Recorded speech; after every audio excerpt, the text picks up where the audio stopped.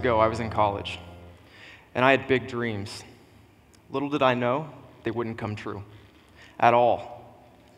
At least not the way I expected. Most kids go through school, as you guys probably know, hoping and even expecting that by the time you walk across that stage on college graduation day, you will already have some kind of great job lined up. An entry-level job at a prestigious company. Well, call me weird or out there or whatever you want to say, I was actually the exact opposite. I hoped that I wouldn't have a job by the time I graduated.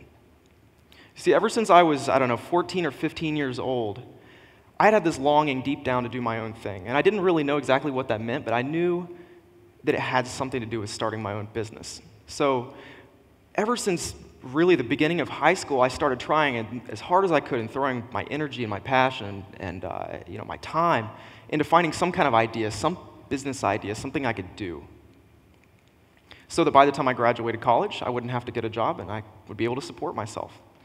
Well, high school goes fast, and so does college. And the next thing I knew, I was walking across that stage, wearing my cap and gown, shaking the hand of the president of our university and taking my diploma. And I celebrated with my family that day, but I had a secret. And that secret was that deep down, I really didn't feel much like celebrating because I knew that even though graduating college was a big deal, I had had a dream and I had failed to achieve it. Well, I did exactly the opposite of what any smart kid would have done at that point, and I moved back in with my parents. And despite having dial-up internet access and an old laptop computer, I kept on trying for the entire summer. I tried so hard, but before I knew it, the summer had run out and winter was coming, and with it, a big dose of reality. I'd failed again. Before I knew it, I was walking down a sidewalk in a suburban Columbus neighborhood. With each step, I was crunching through 7 or 8 inches of ice and snow. I was freezing cold, my hands were numb, my feet were numb.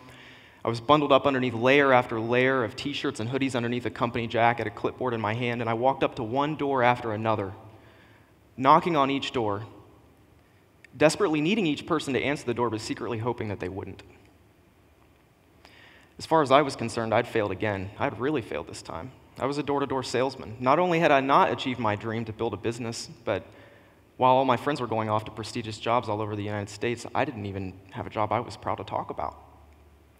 My best friend from college, Travis, had gone through a similar course of events and found himself working in the same company as I was, in the same job, and we became roommates to save money on rent. And as far as we were both concerned, our dreams of starting a business of our own had faded into the distance and probably never to return. But one day we noticed something. In the apartment community where we lived, taking out the trash was a pain. In order to take out the trash, you either had to walk it or carry it or haul it on your car or inside your car to what was really a trash compactor that looked something like this. It was a couple hundred yards from our apartment, and you basically walk your trash up the ramp and put it in a little door at the top. Taking out the trash was a pain. And if you wanted to recycle, it was even worse because you had to drive your recyclables miles away to a recycling center. Well, noticing this, one of us said to the other, hey, wouldn't it be cool if there was such a thing as a company that even though you lived in an apartment, they would pick up your trash and your recycling at your door? We agreed that it was a good idea, but we went about our days, we were busy, and soon the idea resurfaced, though. I remember it as though it was yesterday. We were sitting in the living room, opposite ends of the couch, putting on our shoes, getting ready to go to work, and dreading it, by the way, and Travis all of a sudden stops what he's doing, and he looks over at me and he says, dude, are we going to do this trash thing or what? And it kind of caught me by surprise because I hadn't even thought about it in a while, but that was the beginning of the adventure. Now, we've had plenty of ups and downs since then, plenty of crazy stories that I could tell you, plenty of failures, and thankfully also some successes. And today, our dream has become a reality. We own a company now. That's our full-time job, and we have 13 employees, a growing team, and every single week we service more than 12,000 apartment homes with doorstep trash and recycling pickup. Our dream had become a reality. Well, there was a point after all of this started happening that I started thinking to myself, every once in a while it would just hit me, how in the world did this happen? After all through high school and all through college, throwing all of my energy into trying to find some kind of idea that would work and failing, this idea comes out of nowhere when I'd practically given up. It just fell in my lap, and the next thing I knew, the pieces were starting to fall into place. And the more I thought about how strange it was, the more I started thinking to myself, where do opportunities even come from? We talk all the time about opportunity knocking, but does it really knock? Or if we would walk over to the front door and open it, would we find out that opportunity had been standing there the entire time just waiting for us to see it? Why do some people seem to get more opportunities than others? And most importantly of all, how can we be one of those people? Are there things we can do? What I learned is that there are. And the first thing that you can do if you want big things to happen and more opportunities to come for you,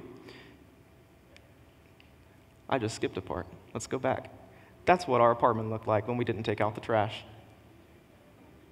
I'm kidding, it's not.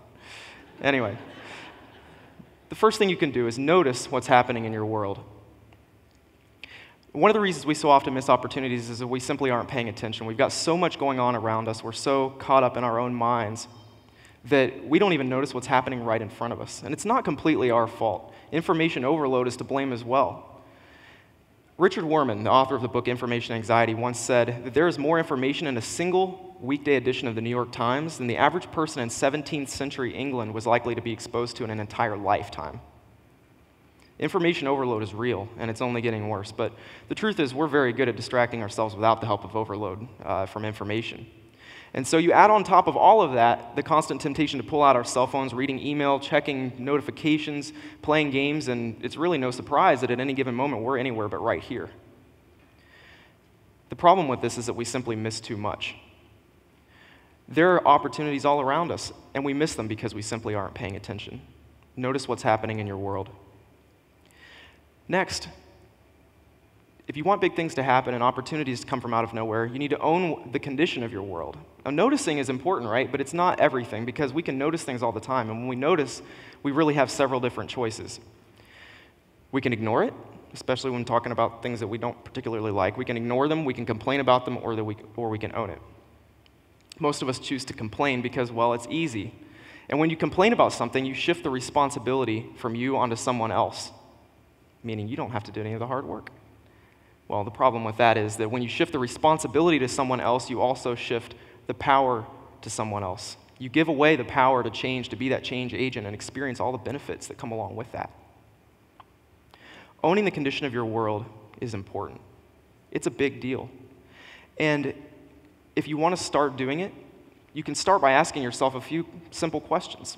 Whenever you notice something that's happening in your world, ask yourself, if I wanted to make this better, how would I do it? If this were my responsibility, what would I do about it? And can I do anything about it?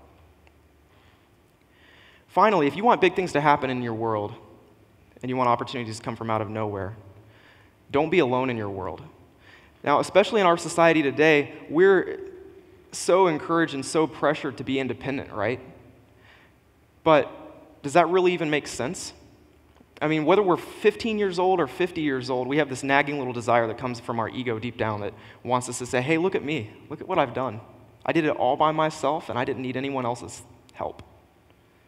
Well, how arrogant and foolish that thought is. Because if you look at any example of greatness throughout history, what you find is the greatness is never accomplished alone. I mean, look at Thomas Edison, look at Christopher Columbus, even sports stars like Michael Jordan. Greatness is always surrounded by people, and not just any people, but the right kinds of people. Popular self-development author Jim Rohn likes to say that you become the average of the 5 people you spend the most of your time with. Think about the 5 people you spend the most of your time with. If you averaged all of them together into one person, would you want to become that person? Because you probably will. Don't be alone in your world. Are the people around you encouraging people? Are they supportive people? Are they people with open minds and big imaginations who ask questions regularly like what if and why not? I want to promise you something right now. If you notice what's happening in your world and you own the condition of your world and you make sure that you're not alone in your world, you will be amazed at the opportunities over time that seem to fall right in your lap. Opportunities are everywhere. You don't even have to look for them. They're right here, right now in this room. Right now where you're sitting, you are literally surrounded by opportunities to learn things that if you learned them would change the rest of your life. Right now you're surrounded by opportunities to do things that if you did them would change the rest of your life. And right now where you're sitting in this room, you're surrounded by people who, if you met them, could change the course of the rest of your life. So dude, let me ask you, are we going to do this trash thing or what?